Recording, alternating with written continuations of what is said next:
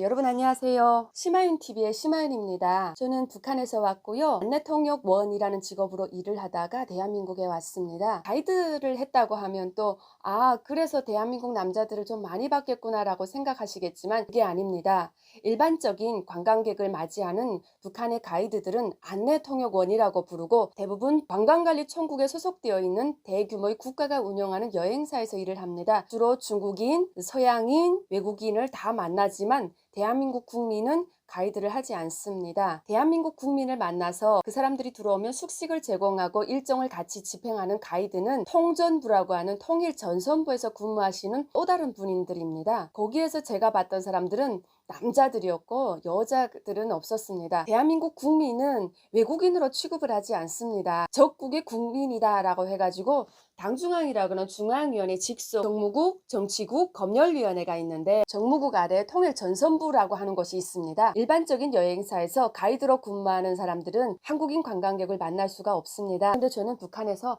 한국 남성을 만난 적이 있었습니다. 제가 제일 처음으로 대한민국 남성을 보면서 어떤 생각이 들었을까요? 첫 번째, 제가 양각도 호텔에서 그 대한민국 남성을 만났습니다. 제가 기억한 그 남성은 거의 여기 KTV였나 SBS 뭐 이런 팔에 완장을 차고 계셨고요. 여기 어떤 표 같은 것들 이렇게 걸고 계셨는데 딱 한눈에 봐도 기자라는 이런 포스가 당당하게 쫙 흘렀습니다. 그 남성은 이 머리에다 얼마나 머리기름을 덕지덕지 발랐는지 우리가 글쎄 반짝반짝하고요. 파리가 올라갔다가도 미끄러질 것만큼 그렇게 반짝거리더라고요. 아마 그때는 2006년, 2007년 이때였는데 대한민국도 무스를 세워서 머리를 빳바닥에 만지는 이런 머리가 유행이 되었던 것 같아요. 그때 그 남성을 보면서 첫 번째로 저희가 느꼈던 감정은 정말 깔끔하다. 그리고 정말 땡이 신사구나 라는 감정이었습니다. 딱 얼굴을 보니까 알겠더라고요. 잘 먹고 잘 지낸다는, 경제적으로 굉장히 돈 냄새가 좔좔 흐르는 부유한 사람이라는 게 이 몸에서 그야말로 향기가 막 풍겼습니다. 분이 향수를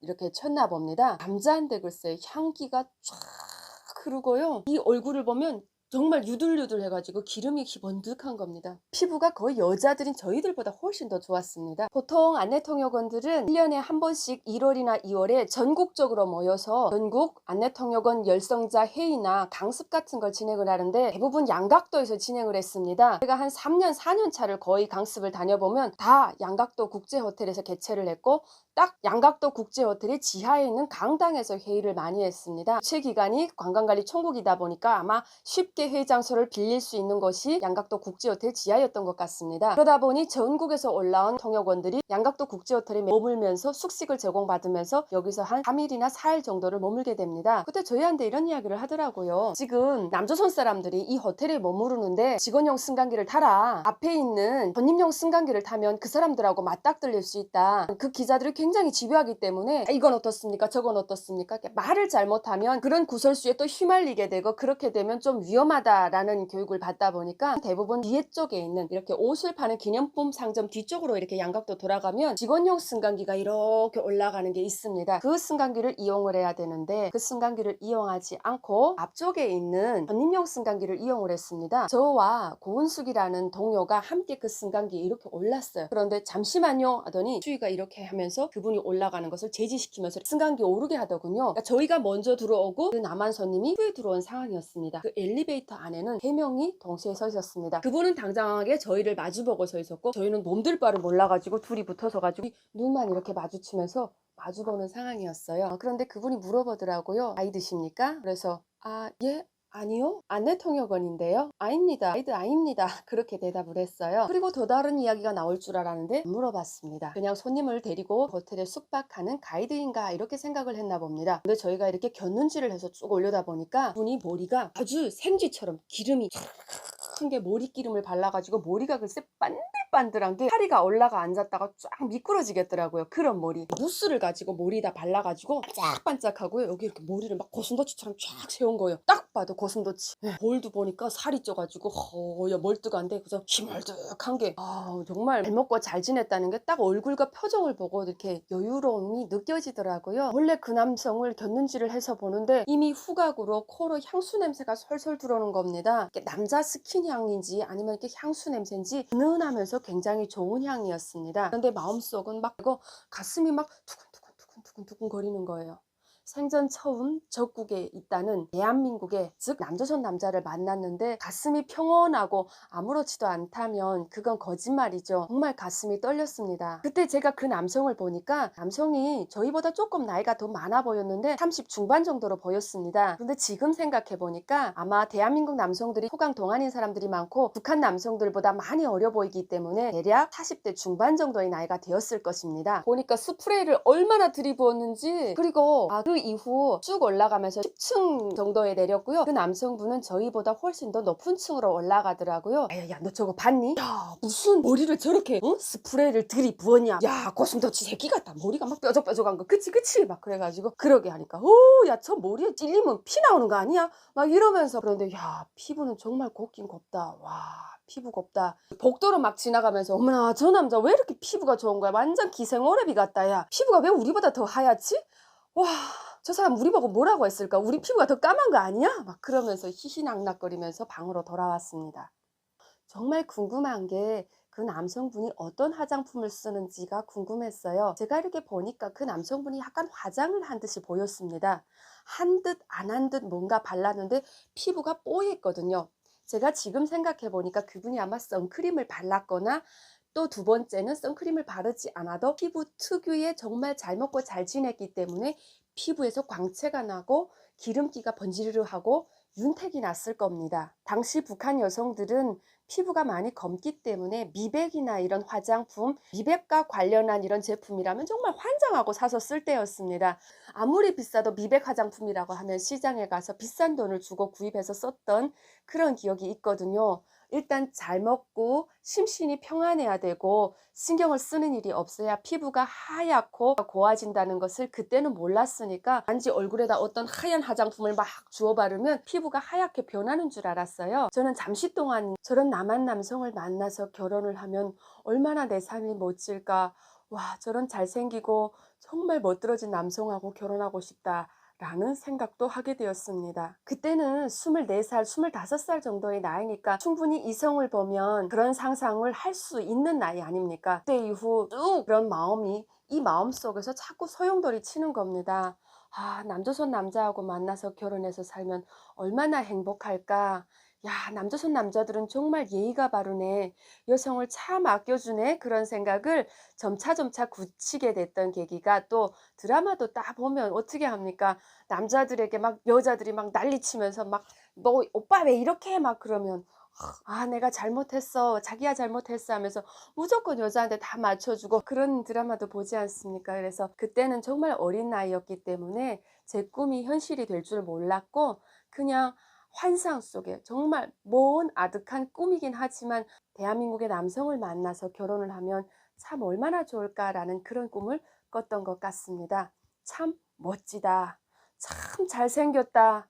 남남붕여라고 하더니 정말 남쪽 남자가 정말 멋있구나. 오직 그 생각만 했습니다. 제가 두 번째로 대한민국 남성을 만났던 그 순간은 바로 판문점이었습니다. 제가 근무하던 조선국제금컵 여행사는 평양시 관광을 다 맡고 있습니다. 평양시 관광도 2박 3일, 3박 4일, 4박 5일 일정에 따라서 들어와서 신의주 세관으로 들어와서 평양시 일정을 돌리고 그 다음날 개성을 가거나 그 다음날 사리원을 간다거나 그 다음날 향산을 가거나 판문점을 가거나 이런 일정이 다 달라집니다. 최소한 외국인들이 판문점에 들어가겠다라고 했을 때는 한으로 들어오는 그런 입국 수속을 걸치기 약 20일 전에 그 수속 절차를 밟아야만 한 측에서도 관련된 수속을 밟아서 어떤 군부의 승인을 받고 판문점까지 들어갈 수 있는 일정이 계획이 수립되는 걸로 알고 있습니다. 북한은 관광도 계획적으로 하기 때문에 일단 계획을 수행하면 그 계획이 완수됐다고 해가지고 관광객이 아무리 더 많이 들어오겠다고 해도 들어오지 못하게 막습니다. 제가 일하던 라진 분사에서 관광객 인원 할당량이 막혀지면 분사의 안내 통역원은 2명에서 3명밖에 없었기 때문에 평양으로 모두 올라갑니다. 그래서 몇 달 동안 평양에서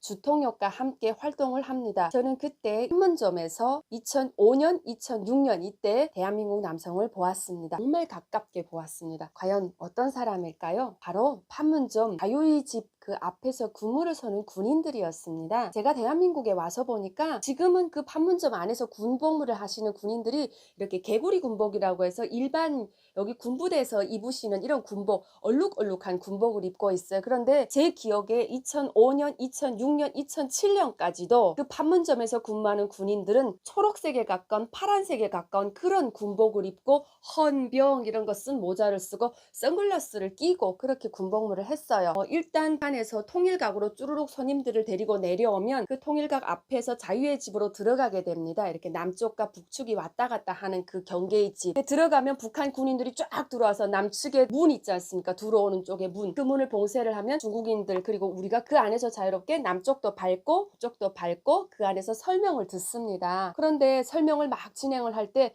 첫 번째 들어갈 때도 그렇고 두 번째 들어갈 때도 가슴이 떨렸어요. 처음 남쪽 땅을 밟는다는 그 기쁨과 감격. 아, 이게 남조선 땅이구나. 이게 대한민국 땅이구나 라는 생각을 하니까 가슴이 막 설레기도 했고 한쪽으로 많이 무섭기도 했고요. 긴장감이 돌기도 했고 또 다른 쪽으로는 두려움이 교차하기도 했어요. 그 안에서 막 설명을 듣잖아요. 군인이 나옵니다. 북한에서는. 뭐 여기는 어떻게 하는지 모르겠는데 여기도 그렇게 하더라고요. 북한도 군인이 나와서 전문적으로 그 정전협정 담판장부터 시작해서 정전협정 사인을 했던 곳이 북한 측에 있어요. 깃발 이렇게 있고 자 여기가 정전협정을 조인했던 장소입니다 라고 하면서 미국의 항복을 받아냈고 유엔의 항복을 받아냈고 막 이런 내용이 나오거든요. 거기서도 기념사령 찰칵찰칵 하고 그리고 자유의 집으로 건너오거든요. 그래서 그 안에 이렇게 들어가면 정말 이렇게 옆에 딱 보면 가이드들이 손님들을 보호할 목적도 있지만 일단 저는 그 남한 쪽에 군인들이 궁금하니까 그 창문에 들러붙어서 막 이렇게 보는 거는 좀 눈치가 보이기 때문에 그거는 좀 어렵고요. 조금 약간 얼굴을 돌리고 이렇게 막 쳐다보고 그러거든요. 근데 남쪽 군인은 일단 자유로워요. 제가 그걸 어떻게 알 수 있냐? 쪽에 있는 그 군인들은 군복 입고 저희가 딱 관광객이 들어가면 5명, 6명 분대 단위로 쫙 줄 서가지고 들어와서 거수경례 이렇게 쫙 하면서 교대 근무하지 않습니까? 이렇게 이거 총 메고 이거 들어총 딱 해가지고 교대 근무할 때 보면 얼굴이 새카매요. 신경을 써가지고 그래서 그 사람들은 이 인상이 이렇게 딱 경직되어 있어요. 아주 긴장, 초고도의 긴장이 이 눈에 딱 박혀 있거든요. 근데 대한민국 군인은 조금 그런 긴장은 없어요. 그냥 이렇게 자유롭게 선글라스로 눈빛은 안 보이는데 그 안을 이렇게 그분이 들여다보십니다. 근데 제 눈에 들어왔던 것은 바로 헌병이라는 두 글자, 하얀 줄 쫙 띄고 여기에 무슨 노란 줄 같은 게 어디 있었는데 그리고 하늘색에 가까운 군복을 입었고 그분이 군화 있지 않습니까? 멋진 거 딱 신었는데 글쎄 여기로 들여다보는데 피부가 뽀얗고 내가 딱 봐도 키가 막 엄청 큽니다. 한 180 넘나 봐요. 180. 요즘 판문점에 가보면 그렇게 180이 넘는 사람도 있지만 키가 이렇게 들쑥날쑥 굉장히 격차가 심해요. 좀 뽑아서 가지 않나 봅니다. 이렇게 그 군무 쫙 교대 나갈 때 보면 이렇게 작은 사람도 있고 큰 사람도 있는데 그때 제가 봤던 군인은 딱 키가 컸습니다. 군인들이 이렇게 들여다보는 거예요. 얼마나 잘생겼는지. 선글라스 딱 끼고 피부가 가까이서 진짜 1m에서 이렇게 창문으로 들여다보는데 놀라가지고 깜짝 놀라가지고 약간 어떻게 겁이 안 나겠습니까? 적국의 남자라고 하니까. 그럼에도 불구하고 동경. 이야, 잘생겼다. 여러분 북한에서 시커멓고 키 요만하고 저보다도 작은 남자들을 보다가 그런 멋진 남자를 보면 어떤 남자들 안 설렜겠습니까? 저는 그때 이후로 늘 북한에서도 야 이제는 내가 앞으로 결혼 정년기가 되면 대한민국 남자를 만나서 결혼해야지. 무조건 남조선 남자를 만나가지고 결혼해야 되겠다. 절대 북한에서 결혼하지 말아야지. 이러면서요. 지인들과 그리고 제 동창들하고 이렇게 대화를 나누면서도 야 우리가 통일이 언농됐으면 남조선 남자들하고 결혼해서 살 수 있지 않을까 이렇게 얘기하면 그 옆에 친구가 야야 개꿈 꾸지 말라 막 이랬던 적도 있고요. 저도 생각해보니까 그게 어쩐지 개꿈이었고 말도 안 되고 아늑한 멀리에 있는 정말 내 손에 잡히지 않는 희미한 꿈이라고 그때는 생각을 했어요. 그러면서 과연 우리가 결혼 정년기 들어설 때까지 통일이 될 수 있을까 그런 생각도 정말 간절했어요. 저만 그렇게 생각할까요? 그런 대화를 나누었던 순간에도 저는 통일이라는 그 감정이 막연하게만 느껴졌고 언제 될지라는 확신도 서지 않았습니다. 성승언니를 막 꿈속에서 만나고 좋아서 막 그랬었는데 꿈이었고 오죽하면 꿈속에서 남조선 남자와 결혼하는 꿈까지 꿨겠습니까? 꿈을 꾸면 현실이 된다고 했던가요? 저는 탈북이라는 이 멋진 내 인생 한 편의 성공적인 스토리를 쓰는 순간 두만강을 건너는 순간 제 손 안에 잡을 수 있다는 그런 확신에 섰습니다. 이렇게 저는 북한에 있을 때 대한민국 남성을 여러 번 만나보았습니다. 한 번은 대한민국의 기자를 보았고 또 한 번은 저기 판문점에서 군복무를 하고 있는 우리 측 군인을 보았습니다. 그 군인을 약 3번 정도 보았는데 제가 봤던 그 군인들은 한결같이 훤칠하고 잘생겼어요. 앞으로 북한의 모든 여성들이 동일이 돼서 대한민국의 멋진 남성들을 만나서 남남북녀의 가정을 이루는 그날까지 아직 결혼을 못하신 분들 희망을 가지시고 그렇게 북한 여성으로서 대한민국 남자를 바라보는 그 마음은 거의 연예인을 바라보는 수준입니다. 그러니까 북한 여성들의 마음속에 대한민국 남성은 연예인입니다. 여러분, 제가 대한민국 와서 보니까 남자들이 정말 잘생긴 남자들이 많았습니다. 여러분, 신심을 잃지 마세요. 통일이 되는 순간 여러분들이 북한의 여성분들과 결혼을 하면 멋진 남남북녀의 가정이 태어나고 또 더 많은 인구가 생겨나고 대한민국의 인구 성장에도 큰 기여를 할 겁니다. 북한 여성들의 기준에서 우리 대한민국 남성은 연예인입니다. 연예인 여러분, 조금 더 힘을 내십시오. 그 정도로 여러분들은 북한 여성들에게 잘 먹힙니다. 북한 여성들은 다 있습니까? 돈이 얼마나 있습니까? 집은 가지고 있습니까? 이런 말 물어보지 않고 여러분들이 심성, 여러분들이 순수하게 사람만을 보고 여러분들을 사랑할 겁니다. 아직 그런 순박함이 북한 여성들에게 남아있거든요. 그런 여성들과 대한민국의 잘생긴 남자들이 왕래를 하는 그런 날이 좀 빨리 왔으면 좋겠습니다. 이상 저희 방송은 여기까지 이야기하겠습니다.